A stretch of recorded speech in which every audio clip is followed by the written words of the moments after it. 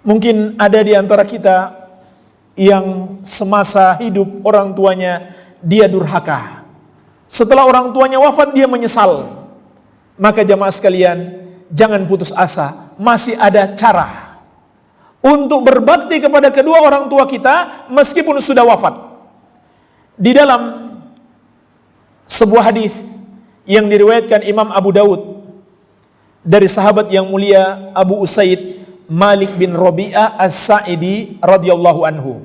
Beliau menceritakan, ketika kami sedang bersama Nabi sallallahu alaihi wasallam, tiba-tiba datang seorang laki-laki dari Bani Salimah. Kemudian laki-laki itu berkata, "Ya Rasulullah, hal baqiya alayya min birri abawayya syai'un abarruhuma bihi ba'da mautihima?" Ya Rasulullah, masih adakah kebaktian yang bisa aku lakukan kepada kedua orang tuaku yang sudah mati? Qala, maka Nabi sallallahu alaihi wasallam bersabda, "Na'am, iya, masih ada. Masih ada cara berbakti kepada kedua orang tuamu meskipun sudah wafat. As-salatu alaihima, yang pertama, doakan kedua orang tuamu. Wal istighfar lahuma, yang kedua, mohonkan ampunan. Yang ketiga, wa infadhu ahdihima min ba'dihima, tunaikan janji mereka yang sudah mereka janjikan tapi belum sempat ditepati, sudah keburu wafat. Kemudian yang keempat, wasilatur rahimil lati la tusal ila bihima, menyambung hubungan kekeluargaan yang tidak mungkin disambung kecuali dengan keduanya, kedua orang tua. Maksudnya apa jemaah sekalian? Kita sambung, kita jaga hubungan baik dengan keluarga ayah dan ibu kita. Itu cara berbakti kepada kedua orang tua kita yang masih hidup, yang sudah meninggal dunia. Wa ikramu sadiqihima, yang kelima adalah memuliakan sahabat kedua orang tuamu. Orang tua kita punya sahabat baik, maka muliakan dia. Bagaimana cara memuliakan? Berbuat baik. Mungkin kita kasih hadiah, paling tidak kasih salam. Makanya Ibnu Umar radhiyallahu anhuma pernah bertemu seorang pemuda di perjalanan. Maka Ibnu Umar menyerahkan kepadanya hadiah yang begitu banyak. Orang-orang pun heran. Orang-orang berkata, "Wahai Ibnu Umar, dia tuh cuman Arab Badui." Arab Badui itu Arab kampungan banget. Iya. Kalau kami ngasih sedikit saja dia udah senang banget. Kok ngasihnya banyak banget? Maka apa jawab Ibnu Umar? Saya ngasih dia hadiah yang banyak karena ayahnya adalah teman baik ayahku. Jadi berbuat baik kepada anak teman ayah kita saja itu sudah perbuatan baik untuk orang tua kita yang sudah wafat. Ulama menjelaskan rahasianya kenapa? Kenapa kita bersilaturahmi dengan keluarga ayah dan ibu kita, juga memuliakan teman ayah ibu kita yang sudah wafat, itu adalah bakti kita kepada orang tua kita. Kenapa? Karena jemaah sekalian, itu kewajiban orang tua kita. Ketika mereka wafat, kitalah yang melanjutkan kewajiban mereka. Iya, maka jemaah sekalian, di sini disebutkan 5. Pertama, doakan. Yang kedua, mohonkan ampun. Yang ketiga, kalau sudah orang tua kita terlanjur berjanji, kita tunaikan. Contohnya jemaah sekalian, orang tua pingin mewakafkan sebagian dari hartanya, apalagi sudah berwasiat. Saya wasiatkan hartaku sebagiannya untuk misalkan sebuah pondok pesantren atau anak yatim.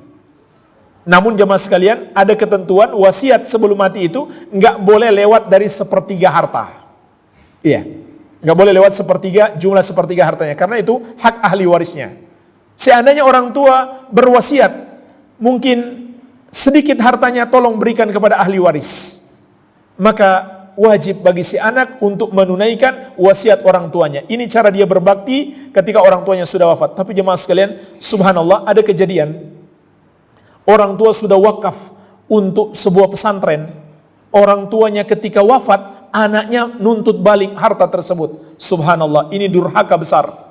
Iya, dia batalkan pahala orang tuanya. Harusnya yang dia lakukan, dia usahakan orang tuanya dapat pahala. malah dia batalkan pahala orang tuanya. Subhanallah, ini durhaka jemaah sekalian. Durhaka pada kedua orang tuanya dan zolim kepada orang yang sudah diwakafkan harta tersebut. Iya, ini yang ketiga. Kemudian yang keempat, silaturahmi. Silaturahmi itu artinya jaga hubungan baik dengan keluarga ayah dan ibu.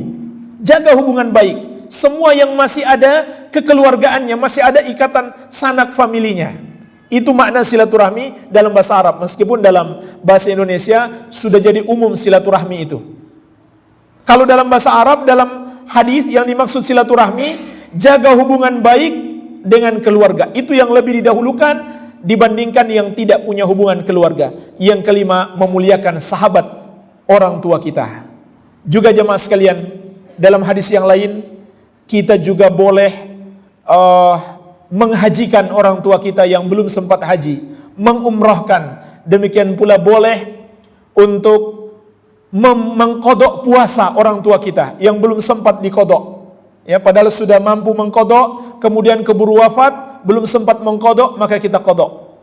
Juga boleh bersedekah untuk orang tua kita. Kita punya harta, kita mau sedekahkan dengan niat pahalanya untuk orang tua kita, ini dibolehkan. Ini 4 amalan. Semuanya ada hadis sahih, menghajikan, mengumrohkan, kemudian apa tadi?